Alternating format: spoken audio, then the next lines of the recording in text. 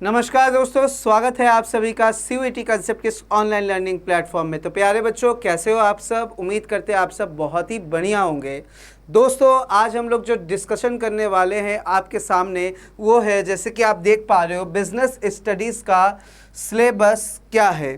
ठीक है दोस्तों, तो ये जो सिलेबस है हम लोग डिस्कस करेंगे दोस्तों 2023 के ही पैटर्न पे। अब तक क्या हुआ है 2024 का के सिलेबस में अभी तक तो कोई सिलेबस मतलब कि आया नहीं है। अगर कोई चेंजेस होता है 2024 में सिलेबस में तो वो भी आगे हम लोग डिस्कस करेंगे, लेकिन आप मान के चलो यही जो सिलेबस है यही 2024 के लिए भी काम करेगा और यही आपके चैप्टर्स जो है वो आपके 2024 सीयूईटी एग्जाम में भी आएंगे। ठीक है दोस्तों, तो 2023 में हुए पेपर का पहले हम लोग जान लेते हैं कि वेटेज क्या है। जैसे कि हमारे दो बुक होते हैं बिजनेस स्टडीज़ में, पार्ट ए और पार्ट बी। पार्ट ए हमारा मैनेजमेंट के फंक्शंस के लिए होता है, ठीक है ना। पार्ट ए की अगर हम लोग बात करेंगे दोस्तों, principle and functions of management, और पार्ट बी हमारा होता है बिजनेस फाइनेंस एंड मार्केटिंग। क्या? Business finance and marketing. तो इसी क्रम में दोस्तों, अगर हम लोग पहले जाने कि इस बार हुए डिफरेंट शिफ्ट में कौन से चैप्टर से कितने क्वेश्चंस आए हैं, तो सर हमें ये जानना बहुत इंपॉर्टेंट है कि कौन सा चैप्टर कितना इंपॉर्टेंट है। देखिए बच्चों, चैप्टर सारे इंपॉर्टेंट है, आपको पढ़ना सभी है, बट एक अगर आप जान लेते हो कि सर किस चैप्टर से किस तरीके के क्वेश्चन, मतलब कितने नंबर ऑफ क्वेश्चंस आए हैं, तो एक हमारे दिमाग में एक आइडिया बन जाता है। आइए दोस्तों देखते हैं। तो देखिए दोस्तों, nature and significance of management की अगर हम बात करें तो 25 मई को जो पेपर हुआ था उसमें 4 क्वेश्चन आए थे। 28 मई को जो पेपर हुआ था उसमें 3 क्वेश्चन आए थे। नेचर एंड टोटल 5 क्वेश्चन आए थे, जिसमें से 3 नॉर्मल क्वेश्चन थे और 2 केस स्टडी के क्वेश्चन आए थे। वहीं अगर हम बात करें बच्चों 29 मई का, तो 29 मई में आप देखोगे टोटल 8 क्वेश्चन आए हैं, जिसमें 3 नॉर्मल क्वेश्चन है और 5 केस स्टडी के हैं। ठीक है।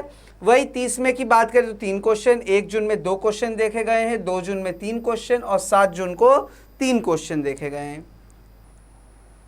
ठीक है। प्रिंसिपल ऑफ मैनेजमेंट की अगर हम बात करें बच्चों, तो इसमें 25 मई को 5 क्वेश्चन, 28 मई को 5 क्वेश्चन, 29 मई को 4 क्वेश्चन, 30 मई को 3 क्वेश्चन और 1 जून को देखिए दोस्तों 10 केस स्टडीज आए हैं। क्या? 10 केस स्टडीज आए हैं। तो आप समझ सकते हैं कि प्रिंसिपल ऑफ मैनेजमेंट एक अपने आप में खुद में बहुत इंपॉर्टेंट चैप्टर है। तो देखिए 8 क्वेश्चन नेचर सिग्निफिकेंस से यहाँ आया है, 10 क्वेश्चन देखिए सेकंड चैप्टर से ज़्यादा है। तो कहीं ना कहीं चैप्टर्स के जो वेटेज है, हम कह सकते हैं दोस्तों कि चैप्टर्स के जो वेटेज है वो सभी में क्या है, समान है। किसी शिफ्ट में किसी से ज़्यादा क्वेश्चन तो किसी में किसी से कम, यही देखा जा रहा है। आगे देखते हैं दोस्तों। आगे जो है हमारा बिजनेस इन्वायरमेंट है। क्या है दोस्तों? बिजनेस इन्वायरमेंट है। तो बिजनेस इन्वायरमेंट से 25 मई को 2 क्वेश्चन, फिर 28 मई को 2 क्वेश्चन, 29 मई को 3 क्वेश्चन, 30 मई को कितने क्वेश्चन आए दोस्तों? 30 मई को 5 केस स्टडीज आए हैं बिजनेस इन्वायरमेंट से। ठीक है। और 1 जून को 2 क्वेश्चन, 2 जून को 5 क्वेश्चन, 7 जून को 5 क्वेश्चन। ठीक है। नेक्स्ट बात करेंगे दोस्तों प्लानिंग। प्लानिंग में देखा जाए तो क्या किस किस शिफ्ट में कैसे क्वेश्चन आए। सर 25 मई को इसमें से आए हैं 4 क्वेश्चन, 28 मई को 3 क्वेश्चन आए हैं, 29 मई को 2 क्वेश्चन आए हुए हैं और 30 मई को 4 क्वेश्चन, 1 जून को 4 क्वेश्चन, 2 जून को 5 क्वेश्चन और 7 जून को इसमें से भी 4 क्वेश्चन आए हुए हैं। आगे देखिए ऑर्गेनाइजिंग से वही 4 क्वेश्चन है, फिर 5 5 5, फिर 2 4 5, मतलब 2 4 5 7 ऐसे ही क्वेश्चन आए हुए हैं। ठीक है। स्टाफिंग से देखिए 6 क्वेश्चन है 25 मई को, जिसमें 1 नॉर्मल क्वेश्चन था और 5 केस स्टडी था। 5 केस स्टडी या 10 केस स्टडी जो देख रहे हो बच्चों आप लोग, यानी कि आपको एक पैराग्राफ दे दिया जाएगा और पैराग्राफ में जो भी आपका टॉपिक होगा उससे रिलेटेड क्वेश्चंस कुछ होते हैं। तो कहीं पे 5 होगा क्वेश्चन तो कहीं पे 10 होगा, वो किसी ना किसी चैप्टर से ही रिलेटेड होता है। ठीक है ना, ये चीज़ है। 28 मई को 4 क्वेश्चन, फिर 29 मई को 4 क्वेश्चन, 30 मई को 5 को केस स्टडीज आया है। CS means your case study, ठीक है ना। CS का मतलब क्या हो गया, केस स्टडी। बिजनेस स्टडीज आप लोग पढ़ रहे हो ऑलरेडी, 12th वाले बच्चे पढ़ रहे हैं, 11th आप पढ़ रहे होंगे, ठीक है, 12th आप पढ़ रहे होंगे। तो और साथ ही साथ कुछ ऐसे स्टूडेंट होंगे जो ऑलरेडी पास आउट स्टूडेंट होंगे। तो CS का मतलब केस स्टडी का मतलब ऑलरेडी आप लोग जानते हो। 1 जून को 4 क्वेश्चन, 2 जून को 5, फिर 4 क्वेश्चन, ऐसे ऐसे देखा जा रहा है। नेक्स्ट बात करेंगे डायरेक्टिंग से। देखिए डायरेक्टिंग बहुत इंपॉर्टेंट चैप्टर है, यहाँ पे बहुत कुछ आपके बहुत सारे टॉपिक्स इसमें आ जाते हैं, ठीक है ना। मोटिवेशन, सुपरविजन, लीडरशिप, कम्युनिकेशन, इसमें 4 एलिमेंट्स होते हैं। तो देखेंगे इस नंबर ऑफ क्वेश्चन इसमें से क्या कैसे आया हुआ है। तो देखिए इसमें वही 5 क्वेश्चन आया हुआ है कहीं पे, फिर 6 क्वेश्चन, फिर 5, 6, 3, फिर 4, फिर 2। फिर कंट्रोलिंग में देखिए बच्चों, कंट्रोलिंग में देखिए 3 क्वेश्चन आया हुआ है, फिर 3 केस स्टडी आया हुआ है यहाँ पे, फिर 2, फिर 3, फिर यहाँ पे 3 नेक्स्ट शिफ्ट में, यहाँ पे 2 क्वेश्चन, फिर 3 क्वेश्चन। मतलब कुछ इस तरीके का ही वेटेज देखा गया है पार्ट ए का। कहीं पे 3, 5, 2, 7, 8 ऐसे ऐसे क्वेश्चन का मतलब ओवरऑल अगर कहा जाए तो सारे चैप्टर्स इंपॉर्टेंट है। मैं आपको यही समझा रहा हूँ, ये नहीं कि सर ये वाला चैप्टर नहीं पढ़ेंगे तो क्या होगा, क्या होगा, क्या क्वेश्चन आएगा आप नहीं कर पाओगे, ठीक है। इसीलिए पढ़ना सबको है बच्चे। फाइनेंशियल मैनेजमेंट देखो 3 क्वेश्चन, 5 क्वेश्चन, 2, वही मतलब कि देखिए केस स्टडी यहाँ पे 5 क्वेश्चन आया है, केस स्टडी यहाँ से भी 5 क्वेश्चन आया है। तो वही देखो आप, कहीं पे 3 क्वेश्चन, कहीं 5 क्वेश्चन, कहीं 2, किसी ना किसी चैप्टर से इसी तरीके से आया हुआ है। फाइनेंशियल मार्केट की बात करो तो 5 केस स्टडी से आ गया था क्वेश्चन, फिर 3, फिर 5, फिर 4, 4, 3 और 2। मार्केटिंग मैनेजमेंट की बात करें तो सर ये चैप्टर बहुत ही बड़ा है, लेकिन इसमें देखा जा रहा है 2 क्वेश्चन, फिर देखो 5 क्वेश्चन, 5 क्वेश्चन, 4 क्वेश्चन, फिर उसके बाद 4 क्वेश्चन, 5 और 5। देन नेक्स्ट उसके बाद बात करेंगे दोस्तों कंज्यूमर प्रोटेक्शन। सर कौन सा वाला कंज्यूमर प्रोटेक्शन पढ़ना है बच्चे, 2019 वाला पढ़ना है आपको, कंज्यूमर प्रोटेक्शन एक्ट। और कंज्यूमर प्रोटेक्शन ज्यूरिसडिक्शन जो है 2021 वो भी आपको जानना है। कंज्यूमर प्रोटेक्शन ज्यूरिसडिक्शन, ज्यूरिसडिक्शन मतलब क्या है बच्चों, ज्यूरिसडिक्शन मतलब कुछ ना कुछ इसमें बदलाव आया था, ठीक है। क्या आया था बच्चे, बदलाव आया था 2021 में, ये सब आपको पढ़ना है। जो आपके बुक में है कंज्यूमर प्रोटेक्शन एक्ट 1986 उसको नहीं पढ़ना है, उसका कोई इस्तेमाल नहीं है, ना ही उससे सवाल आए हुए हैं, ठीक है, ध्यान रहे ये बात। आप ये नहीं बोलेंगे आप कि सर एनसीईआरटी में तो 1986 आया हुआ है, हमें तो एनटीए ने कहा है कि हम एनसीईआरटी पर ही पेपर लेंगे। ठीक है बच्चे, बात सही है आपकी, बट जो कंज्यूमर प्रोटेक्शन एक्ट है, एक्ट देखिए बदलता है, लॉ बदलते हैं, एक्ट बदलते हैं, तो जो नया चेंजेस आया है, जो नया आया हुआ है, वही न्यू वाले चीज़ आपको पढ़ने, जो भी अमेंडमेंट हुआ है या कोई एक्ट पूरा पुराने एक्ट को रिप्लेस करके नया आ गया है, तो आपको नया वाला पढ़ के जाना, नए वाले से ही सवाल आया हुआ है बच्चे, ठीक है। तो 3 क्वेश्चन देखिए, ये 3 क्वेश्चन, 3 क्वेश्चन, 2 क्वेश्चन, 2 क्वेश्चन, फिर 3 क्वेश्चन और ये 3 क्वेश्चन। एंटरप्रेन्योर डेवलपमेंट से 3 क्वेश्चन ये, फिर देखिए फिर यहाँ पे कोई क्वेश्चन नहीं, ये देखिए 2 क्वेश्चन, इधर नहीं, फिर 3 क्वेश्चन और इधर 2 क्वेश्चन। बच्चों एक बात हमारे मन में ये डाउट रहता है, सर ये बताइए ना कि स्टेटमेंट बेस्ड क्वेश्चन और एजर्शन रीजन से कितने सवाल आए हुए हैं। तो बच्चे इस बार देखा गया है कि स्टेटमेंट बेस्ड क्वेश्चन नहीं है, एजर्शन रीज़न तो बिल्कुल ही नहीं है, स्टेटमेंट बेस्ड क्वेश्चन से भी नहीं आया सवाल, और एजर्शन रीज़न तो बिल्कुल ही नहीं आया है, ठीक है। आया क्या है सर, फिर कैसा सवाल आया है, तो बच्चे आपको मैच द कॉलम पढ़ना है, सीधे साधे कंसेप्ट को डायरेक्ट उठा के पूछ दिया है, मैच द कॉलम पूछ दिया है आपसे, ठीक है ना। प्रोसेस पूछ दिया है, प्रोसेस अरेंज करने के लिए, जैसे स्टाफिंग का प्रोसेस है, प्लानिंग का प्रोसेस है, ठीक है ना, ऑर्गेनाइजिंग का प्रोसेस है, तो ऐसे मतलब जो प्रोसेस है, प्रोसेस को सिक्वेंशियली अरेंज करो, ये सवाल पूछा है। फिर मैच द कॉलम बहुत पूछा है बच्चे, ठीक है ना। तो इस तरीके के सवाल हमसे पूछे गए हैं, एजर्शन रीजन नहीं पूछा गया, बिल्कुल नहीं देखा गया इसका वेटेज बच्चे, किसी भी शिफ्ट में नहीं आया हुआ है, तो इसीलिए एजर्शन रीजन को लेकर आपको परेशान नहीं होना है। सर हम लोग बिल्कुल नहीं पढ़ेंगे क्या, बच्चे पढ़ेंगे, थोड़ा बहुत जरूर देख लेंगे, लेकिन आप एजर्शन रीजन को लेकर एकदम अपने दिमाग में एक बोझ मत बना लो, ठीक है। तो एजर्शन रीजन का वेटेज बहुत कम है सीयूटी में, ठीक है। जैसे कि इस बार देखा गया है। हाँ, हम लोग ड्यूरिंग दिस सेशन जो भी हम लोग पढ़ेंगे थोड़ा बहुत एजर्शन रीजन आपको समझा देंगे कि कैसे सॉल्व किया जाता है, बट उसी को लेकर आप मत बैठ जाना कि सर हमसे तो सॉल्व होता ही नहीं है, हम कर ही नहीं पाते। ठीक है, रिलैक्स रहो, है ना, सब हो जाएगा। आप अगर मेरे गाइडेंस के अकॉर्डिंग चलोगे तो आपको अकाउंटेंसी बिजनेस स्टडीज़ में कहीं कोई दिक्कत नहीं आएगा। बिजनेस स्टडीज़ के पार्ट बी को हम डील करेंगे, पार्ट ए आप दूसरे मेंटर से ही पढ़ोगे। ठीक है बच्चे, और अकाउंट्स में आपको पूरा पढ़ाने वाला हूँ, तो जो गाइडेंस आपको दिया जाएगा आप प्रॉपर वैसे पढ़ाई करोगे, आपको कोई दिक्कत नहीं आएगा। ठीक है बच्चे, तो मैंने क्वेश्चन कैसा आया था वो बता दिया, नंबर ऑफ क्वेश्चंस किस किस शिफ्ट में किस किस चैप्टर से कितने आए थे वो आपके सामने, पेपर एनालिसिस जो भी मैंने किया डिफरेंट शिफ्ट का वो आपके सामने रख दिया गया है। ठीक है बच्चे, मेरे पास पूरा सॉल्व किया हुआ पेपर है डिटेल में, जो भी इस बार आए हुए हैं। ठीक है, तो वो भी आपके पास पहुंच जाएगा जो हमारे पेड स्टूडेंट होंगे। तो बुक्स, जैसे कि बुक आपको कहा गया है कि बुक आप तक पहुंचाए जाएंगे, जो भी हमारे पेड स्टूडेंट्स होंगे ऐप के बच्चे, तो ऐप के बच्चों को बुक आपको डिलीवर किया जाएगा। तो बुक में आप पाओगे पीवाईक्यू को पूरा डिटेल वे में एकदम क्या किया गया है बच्चे, उसको बताया गया है, तो आपको बिल्कुल भी परेशानी नहीं होगी वहाँ पे पढ़ के। तो चलिए बच्चे, इतनी बातें इंपॉर्टेंट थी अपने लिए। अब आगे बात करेंगे हम लोग सिलेबस से रिलेटेड बात कि सर सिलेबस क्या है। तो ये हमारा 2 बुक होता है, principle and financial functions of management, जो कि आप जानते हो पार्ट है आपका। पार्ट बी क्या है, business finance and marketing. Chapters है क्या, पहला चैप्टर है nature and significance of management. दूसरा चैप्टर क्या है सर, प्रिंसिपल ऑफ मैनेजमेंट, जिसमें हम लोग हेनरी फेयोल और FW Taylor that is Frederick Winslow Taylor, जिनका साइंटिफिक मैनेजमेंट है वो पढ़ने वाले। और हेनरी फेयोल का क्या है, हेनरी फेयोल का जो 14 प्रिंसिपल ऑफ मैनेजमेंट उन्होंने दिया था, तो उसको हम लोग पढ़ने वाले हैं दोस्तों इस चैप्टर में।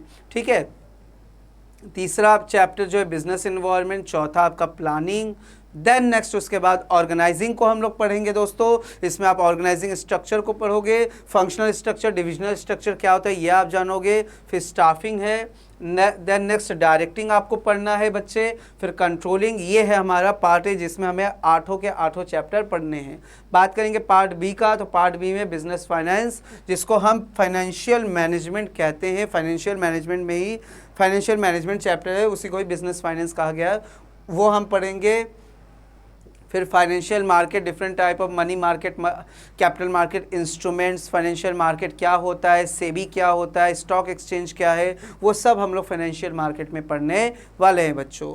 ठीक है, देन नेक्स्ट क्या है हमारा, मार्केटिंग आप पढ़ोगे। मार्केटिंग थोड़ा सा बड़ा चैप्टर है लेकिन बहुत ही आसान और बहुत ही इंटरेस्टिंग चैप्टर है।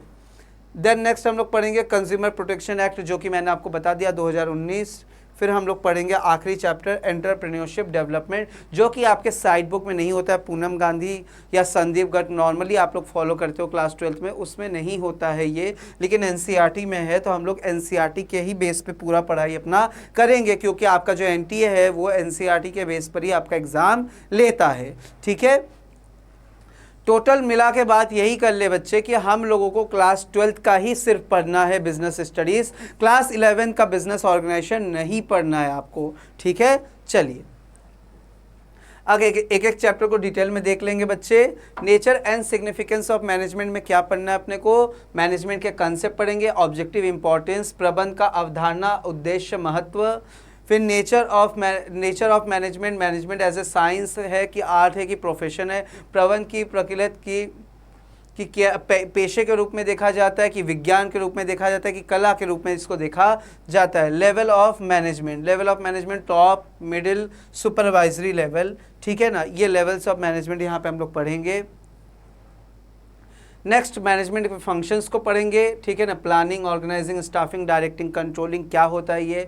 कोऑर्डिनेशन बहुत इंपॉर्टेंट है बच्चे, क्या, कोऑर्डिनेशन।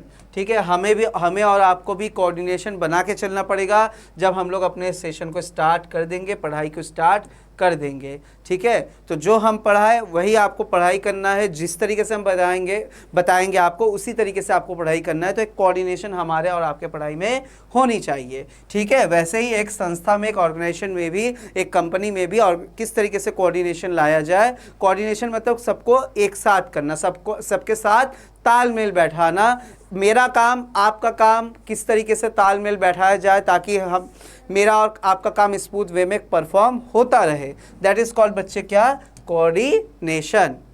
नेक्स्ट बात क्या करेंगे बच्चों हम लोग, प्रिंसिपल ऑफ मैनेजमेंट। आ गए हम लोग दूसरे चैप्टर में जो कि हमें ये सिखाएगा कि अरे यार मैनेजमेंट करना कैसे है। तुमने तो पहले चैप्टर में बता दिया कि देखो मैनेजमेंट कितना इंपॉर्टेंट है, अब ये तो बताओ कि यार मैनेजमेंट करे कैसे हम। तो उसके लिए हमें कौन सा चैप्टर पढ़ना पड़ता है बच्चे, प्रिंसिपल ऑफ मैनेजमेंट को पढ़ना पड़ता है।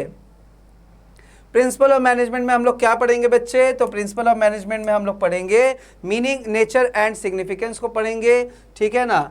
उसके बाद आप क्या पढ़ोगे, फ्यूल के प्रिंसिपल, ठीक है ना। इनको आप बिल्कुल भी ना भूलें, इनको अगर आप भूलेंगे तो आपके जीवन का बहुत बड़ा क्या होने वाला है, घाटा होने वाला है, ठीक है। ये आपका साथ नहीं छोड़ेंगे बिल्कुल भी।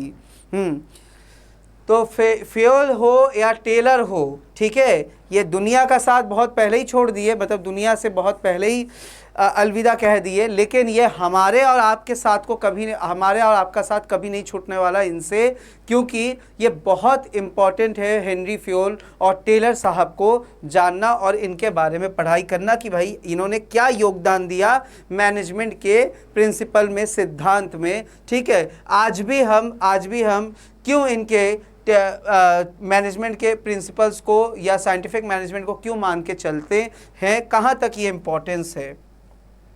चलिए आगे बात क्या करेंगे बच्चों, आ गए हम बिजनेस इन्वायरमेंट। भाई हमारा और आपका इन्वायरमेंट कैसा होना चाहिए, सर हमारा और आपका इन्वायरमेंट ऐसा हो कि जिसमें हम लोग बहुत बेहतरीन तरीके से पढ़ाई कर ले, बहुत आसान तरीके से पढ़ाई कर ले, चीज़ों को अच्छे से जान जाए। तो उसी तरीके से बिजनेस का भी इन्वायरमेंट होता है बच्चे, कि जिसमें बिजनेस जो है एक स्मूथ वे में एक अच्छे तरीके से क्या कर जाए, परफॉर्म करे अपना।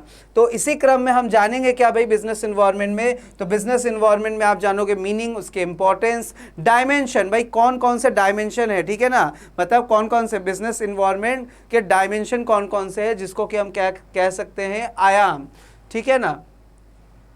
आयाम कौन कौन से, तो डायमेंशन जैसे इकोनॉमिक इन्वायरमेंट है, पॉलिटिकल इन्वायरमेंट है, टेक्नोलॉजिकल इन्वायरमेंट है, सोशल इन्वायरमेंट है, ठीक है ना। ये सब हमारे डायमेंशन है, कह सकते हो आप बिजनेस के इन्वायरमेंट के हाथ, ठीक है ना। कितने सारे हाथ है, तो इसके कुल मिला के 5 हाथ है, मतलब 5 टाइप के इन्वायरमेंट है जो कि बिजनेस को इफेक्ट करता है, ठीक है।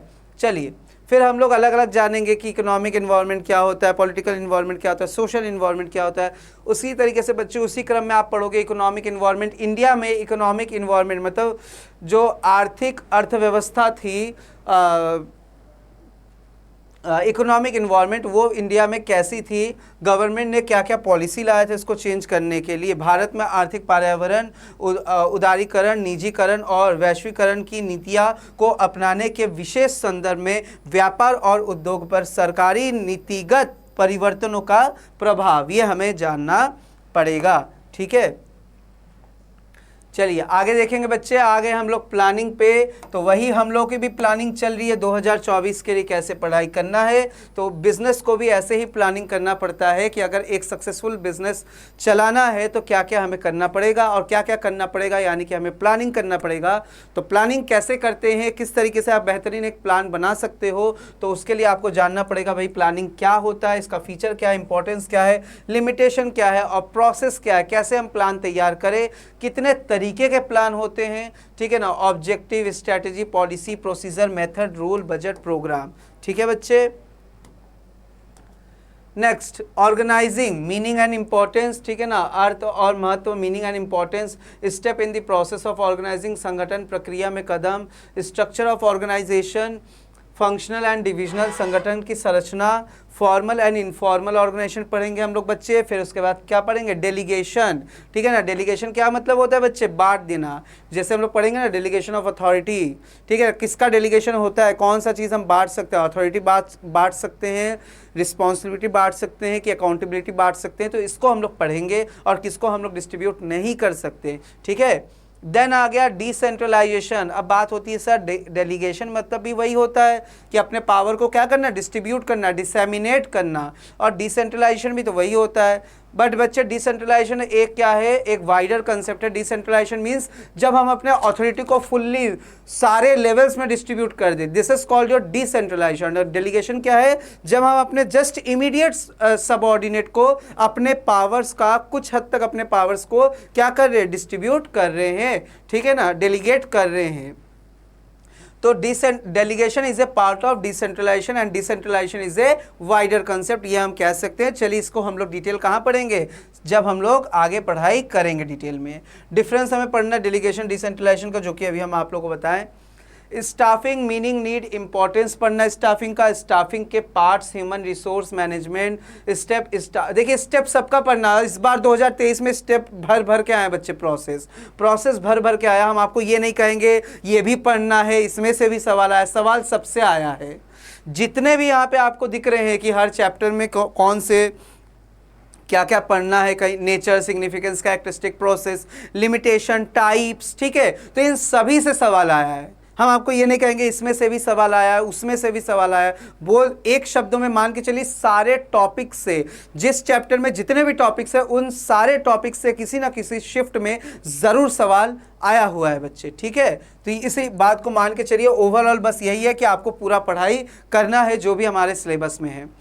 तो रिक्रूटमेंट, सिलेक्शन, ट्रेनिंग, फिर उसके बाद कहाँ चले गए भाई हम लोग, हाँ ट्रेनिंग एंड डेवलपमेंट। तो सिलेक्शन के प्रोसेस, सिलेक्शन कैसे किया जाता है, recruitment, internal source of recruitment, external source, selection कैसे होता है, सिलेक्शन टेस्ट जो डिफरेंट होते हैं वो सब अपने को पढ़ना है। ट्रेनिंग क्या है, डेवलपमेंट क्या है। ट्रेनिंग जब हम स्पेसिफिक जॉब के लिए किसी को तैयार कर रहे हैं, डेवलपमेंट जब हम किसी को ओवरऑल तैयार करें, that is called your development. Next directing, इसमें मीनिंग, इंपॉर्टेंस, प्रिंसिपल को पढ़ेंगे। Elements of direction, supervision, motivation, leadership, communication, इन सभी को हम लोग बच्चे डील करने वाले हैं। Next controlling, meaning, importance, relation, planning और कंट्रोलिंग में क्या रिलेशनशिप है, स्टेप वही मैंने जैसे कहा आपको स्टेप पढ़ना है। Technique of controlling, PERT, CPM, programme evolution review technique, critical path method, ठीक है ना, मैनेजमेंट इंफॉर्मेशन सिस्टम, MIS, ठीक है। ये सारे के सारे चीज़ों को हमें कहाँ पढ़ना है बच्चे, कंट्रोलिंग चैप्टर में पढ़ना है। कौन सा ट्रेडिशनल टेक्निक ऑफ कंट्रोलिंग है, कौन सा मॉडर्न टेक्निक ऑफ कंट्रोलिंग है, ठीक है, सब कुछ पढ़ना है, एकदम डिटेल में पढ़ना है और मस्ती से पढ़ना है। आ गए हम लोग बच्चे पार्ट बी में, जो कि बिजनेस फाइनेंस कह लो या फाइनेंशियल मैनेजमेंट कह लो। बिजनेस फाइनेंस का मतलब फाइनेंशियल प्लानिंग क्या होता है, कैपिटल स्ट्रक्चर, ठीक है ना, मीनिंग एंड फैक्टर्स कौन कौन से। देखिए फैक्टर्स से सवाल आया है बच्चे, ठीक है। मैं बार बार कह रहा हूँ कि फैक्टर्स मतलब जितने भी टॉपिक्स है सब इम्पॉर्टेंट है, सबका वेटेज इक्वल है। अगर आप हमसे पूछोगे तो सबका वेटेज इक्वल है। लेकिन जैसे देखिए फैक्टर से क्या है ना बच्चे, फैक्टर से क्वेश्चंस बहुत ज़्यादा देखे गए हैं, ठीक है। फैक्टर्स से क्वेश्चन, चाहे वर्किंग कैपिटल को इफेक्ट करने का फैक्टर, कैपिटल स्ट्रक्चर का फैक्टर, ठीक है ना, ये सारे के सारे फिक्स कैपिटल के फैक्टर्स क्या है, वर्किंग कैपिटल को कौन कौन सा फैक्टर इफेक्ट करता है, long term source of finance को कौन कौन से फैक्टर्स इफेक्ट करते हैं, ठीक है। तो ये सारे के सारे फैक्टर्स इफेक्टिंग जो है हमें पढ़ना पड़ेगा, क्योंकि सबसे सवाल आया है बच्चे फिक्स एंड वर्किंग कैपिटल, ठीक है। फिक्स कैपिटल क्या होता है, वर्किंग कैपिटल क्या होता है, वो जानेंगे। देन नेक्स्ट आ गए बच्चे हम लोग कहाँ, फाइनेंशियल मार्केट। भाई मार्केट, हमारा और आपका मार्केट क्या कौन सा होता है नॉर्मली, सर हमारा और आपका मार्केट तो वही होता है जिसमें हम लोग डेली यूज़ के प्रोडक्ट खरीदते हैं। हम मतलब कि जैसे कपड़े खरीदते हैं, शूज़ खरीदते हैं, ठीक है, तमाम तरीके के अपने नीड्स को फुलफ़िल करते हैं। वही अगर गर्ल्स हो गई तो गर्ल्स अपने लिए कॉस्मेटिक वगैरह के प्रोडक्ट खरीदते हैं। तो जितने भी गर्ल्स होंगे तो वो इस चीज़ को मतलब कि स्टूडेंट्स जो होंगी वो इस बात को समझ पाएंगी, ठीक है। तो जिसके जैसे नीड्स होते हैं वैसे उनके लिए मार्केट बने हैं। हम सब क्या है बच्चे, ग्राहक है, कस्टमर है, ठीक है। तो लेकिन एक बिजनेस का मार्केट क्या होगा, फाइनेंस का मार्केट क्या होगा, जहां फाइनेंशियल इंस्ट्रूमेंट्स की डील की जाएंगी बच्चे, क्या फाइनेंशियल इंस्ट्रूमेंट्स की डील की जाएंगी। तो जहां आप पढ़ोगे क्या कंसेप्ट ऑफ फाइनेंशियल मार्केट, उसी में दो तरीके के मार्केट हम पढ़ेंगे। सर कैपिटल मार्केट क्या होता है, सर मनी मार्केट क्या होता है, कौन सा लॉन्ग टर्म मार्केट होता है, कौन सा शॉर्ट टर्म मार्केट होता है, कौन सा स्ट्रक्चर्ड मार्केट होता है, कौन सा अनस्ट्रक्चर्ड मार्केट होता है। सर इसी में आप ये भी बताओगे क्या इंस्ट्रूमेंट कौन कौन से होते हैं कैपिटल मार्केट में से, अगर मुझे फंड रेस करने हैं, फाइनेंस रेस करने, कौन कौन से इंस्ट्रूमेंट के माध्यम से रेस करेंगे। सर मनी मार्केट यानी शॉर्ट टर्म मार्केट, तो यहाँ से अगर मुझे फंड रेस करने तो किस किस इंस्ट्रूमेंट के सहारे हम फंड रेस कर सकते हैं। बिल्कुल बच्चे, हाँ यहाँ पे हम लोग सारे इंस्ट्रूमेंट्स के बारे में पढ़ाई करेंगे। ठीक है, द डिस्टिंक्शन। अब कैपिटल मार्केट, मनी मार्केट क्या होता है बच्चे। कैपिटल मार्केट एक क्या होता है, लॉन्ग टर्म मार्केट होता है, मनी मार्केट शॉर्ट टर्म होता है। कैपिटल मार्केट स्ट्रक्चर्ड मार्केट होता है, मनी मार्केट कोई अनस्ट्रक्चर्ड मार्केट होता है। ठीक है, क्यों कहा जाता है ऐसा सब बाद में पढ़ेंगे। ठीक है, अभी आप बस सिलेबस को पहचानो, जो भी बच्चे सिलेबस को नहीं जानते हो, ठीक है, वो आप देखो। ठीक है, मैक्सिमम बच्चे जानते भी होंगे लेकिन बहुत बच्चे ऐसे जो नहीं जानते, तो सिलेबस पहले आपको जानना है। ठीक है, और सिलेबस हम देख पा रहे पूरा आपका 12th का ही सिलेबस है। स्टॉक एक्सचेंज पढ़ोगे, मीनिंग फंक्शन, क्या काम है स्टॉक एक्सचेंज का, मीनिंग फंक्शन, NSEI की है, क्या NSE क्या है। ठीक है ना, this is not NSEI, this is NSC। ठीक है, NSE क्या है, OTCI क्या है, ट्रेडिंग प्रोसीजर कैसे होता है स्टॉक एक्सचेंज में, ये सब हम लोग पढ़ेंगे। फिर सेबी को आप लोग पढ़ोगे क्या बच्चे, सेबी को हम लोग पढ़ने वाले हैं यहाँ पे बहुत डिटेल में। देन नेक्स्ट बात करेंगे आगे मार्केटिंग का मीनिंग फंक्शन रोल, क्या क्या पढ़ेंगे बच्चे। मार्केटिंग सर चैप्टर बहुत बड़ा है, क्यों टेंशन लेना बच्चे, मार्केटिंग को भी हम लोग उतने ही मज़ेदार तरीके से पढ़ेंगे। ठीक है, एकदम टेंशन फ्री होके, को एकदम बहुत बेहतरीन, बहुत इंटरेस्टिंग चैप्टर है बच्चे। आप जानोगे ब्रांडिंग, पर्सनल सेलिंग क्या होता है, एडवर्टाइजिंग क्या होता है, कैसे ट्रेडमार्क क्या होता है, ये सारी चीज़ें हम लोग, और भी तमाम तरीके की चीज़ें हम लोग जानेंगे इस चैप्टर में बच्चे। तो बहुत बढ़िया, बहुत बेहतरीन चैप्टर है अपना। तो इसके मीनिंग फंक्शंस रोल को पढ़ोगे, distinction between marketing and selling, marketing mix पढ़ोगे, कंसेप्ट एंड एलिमेंट्स, प्रोडक्ट के नेचर, क्लासिफिकेशन, वही branding, labelling, packaging, different type of branding किसे कहते हैं, कितने तरीके के ब्रांडिंग होते हैं, लेबलिंग, प्राइमरी लेबल, फिर packaging, primary packaging, secondary packaging, tertiary packaging. ठीक है ना, किस किस तरीके के प्रोडक्ट की पैकेजिंग की जाती है, इन सभी चीज़ों को दोस्तों हम लोग जानने पढ़ने वाले हैं। फिजिकल डिस्ट्रीब्यूशन क्या होता है, प्रमोशन क्या होता है, एडवर्टाइजिंग, प्राइस मींस किसी भी सामान को आप खरीदने जाते हो तो क्या बिना पैसे के मिलता है, नहीं सर बिल्कुल नहीं। अच्छा, कभी हम कोई प्रोडक्ट लेते हैं तो क्या हमें बहुत कम ही ऐसे प्रोडक्ट में आपको ऐसा लगेगा, जैसे सपोज आप कोई प्रोडक्ट लेने गए, आपको कभी ऐसा लगा होगा कि अरे यार 10 रुपये का सामान है 100 रुपये का ले लिया, मतलब कि सपोज आप टूथपेस्ट खरीदने गए, अब टूथपेस्ट क्या आपको, मतलब कि अगर आप 100 ग्राम का टूथपेस्ट खरीदने गए क्या आपको 500 रुपये में बेचेगा, नहीं सर, 500 रुपये में कैसे बेच सकता है वो हमें। तो यानी बहुत सारे ऐसे फैक्टर्स होते हैं जो कि किसी प्रोडक्ट के प्राइस को तय करता है। साथ ही साथ हमारा कॉम्पिटिटिव इन्वायरमेंट है भाई। अगर टूथपेस्ट मैंने बोला तो टूथपेस्ट के मार्केट में कितने लोग हैं, तो आप अगर 100 ग्राम का नॉर्मल 100 ग्राम का अगर आपका टूथपेस्ट है उसका आप 500 रुपये चार्ज करोगे तो नहीं चलेगा, क्योंकि सामने वाला जो है वो तो 100 ग्राम के पेस्ट को 80 रुपये में ही दे देता है। ठीक है, तो हम जानेंगे कि ऐसे कौन कौन से फैक्टर है जिसको हमें ध्यान में रखना चाहिए। हम ऐसे ही नहीं कि बस आँख बंद करके सपना आया कि अरे यार कुछ भी दाम रख लो क्या फ़र्क पड़ता है, मार्केट तो है ही, बिक जाएगा, नहीं बिकेगा। ठीक है, तो कौन कौन से फैक्टर है, प्राइस तय करने से पहले किन किन फैक्टर्स का हम ध्यान रखें, मूल्य तय करने से पहले, इन सभी चीज़ों को हम लोग यहाँ पे डील करने वाले हैं। नेक्स्ट बात करेंगे consumer protection, important consumer protection, जैसे हम लोग कहते हैं ना, जागो ग्राहक जागो। अगर कोई शॉपकीपर आपसे चीट कर रहा है, कोई आपको गलत सामान दे रहा है, ऑनलाइन शॉपिंग कर रहे हो, आपके पास गलत सामान आ गया, आपके पास जानबूझ के धोखाधड़ी हुई, तो सर कंज्यूमर प्रोटेक्शन एक्ट क्या हमें प्रोटेक्ट करेगा? बिल्कुल बच्चे प्रोटेक्ट करेगा। सर कैसे करेगा? तो घबराने का नहीं बच्चे, घबराने का बिल्कुल भी नहीं, पढ़ेंगे सब हम लोग डिटेल में। क्या पढ़ेंगे सर? हमारे अधिकार क्या क्या है वो बता दो, कंज्यूमर रिस्पॉन्सिबिलिटी, लेकिन हमारी कुछ क्या है बच्चे, उत्तरदायित्व भी है, वो भी हमें जानना है। Ways and means of consumer protection, reference to the consumer protection act. कौन सा एक्ट सर पढ़ना है? 2019 पढ़ना है। Role of consumer organisation and NGO, क्या रोल है इनका, क्या योगदान है हमारे कंज्यूमर राइट्स को बचाने के लिए। बढ़ चले बच्चे अगले चैप्टर के तरफ। तो कंज्यूमर प्रोटेक्शन कैसे आपको प्रोटेक्ट करता है वो आप पढ़ोगे कंज्यूमर प्रोटेक्शन में। और लास्ट जो आपका चैप्टर होगा एंटरप्रेन्योरशिप डेवलपमेंट, बहुत छोटा सा चैप्टर है बच्चे ये, जिसमें आप पढ़ोगे concept, function and need, entrepreneurship characteristics को पढ़ोगे, कॉम्पिटेंसीज पढ़ोगे, फिर उसके बाद क्या जानेंगे आप, process of entrepreneurship development, entrepreneur value, attitude, motivation, ये सारे के सारे चीज़ें हम लोग एंटरप्रेन्योरशिप डेवलपमेंट में पढ़ेंगे। तो टोटल बच्चे हमें पढ़ना कितना है सर, टोटल हमें 13 चैप्टर पढ़ना है, पार्ट ए का 8 चैप्टर और पार्ट बी का 5 चैप्टर, ठीक है। तो इस तरीके से कितना पढ़ना है, किस टॉपिक से, सब आपके सामने है, क्लास 12 का ही पूरा सिलेबस है। तो इस तरीके से हम लोग डिटेल में पढ़ाई करने वाले हैं, ठीक है दोस्तों। तो चलिए जुड़ते हैं एक साथ हम लोग 2024 के प्रिपरेशन के लिए एक बेहतरीन तरीके से, एक बेहतरीन प्लेटफॉर्म में। तब तक के लिए दोस्तों धन्यवाद।